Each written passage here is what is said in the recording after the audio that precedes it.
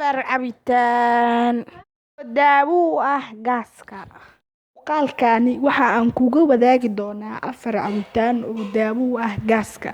Fadlan muuqaalkan share dheh si ay ummadda ugu faa'iidaysato. Hana hilmaamin inaad channelka subscribe saarato.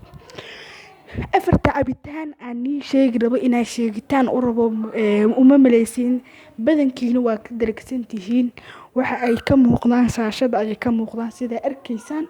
Cabitaan koowaad haddii aan ka hormar waa qumbaha haddii la shiito iyo haddii sidiisa loo cuno waa isku mid. Qumbaha mar waliba wuxuu leeyahay caafimaad gooni ah. Marka waxaa leeyahay dadka ka caawinaya gaaska siiba gastriga ha badsadaan qumbaha. Cabitaanka labaad haddii aan sheego haddana waa liin beelmada waxay ka saacidaysaa in uu gaaska ka yareeyo. Marka waxaa leeyahay dadka gaaska ka caawinayo oo ka caawinaya laab jeexa oo laabta gubato badsadaan ayaa leeyahay liin beelmada.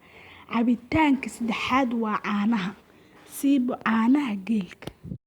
Waxaa fiican caanaha geelka dadka gaaska ka caawinayo waxaa leeyahay badsada caanaha geelka.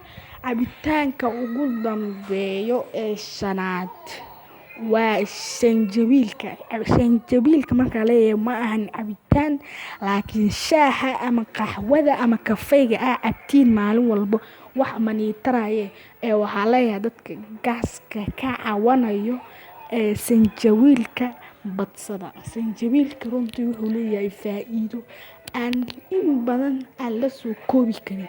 Marka badso sanjabiilka fadlan walaysa amran sanjabiilka isku day inaad badsatid wuxuu leeyahay faa'iidooyin badan adiga faa'iido ku dhacnin faa'iidooyin. Marka shantan cabitaan waxaan ugu dardaarmayaa inaad badsatiin. Wassalaamu calaykum.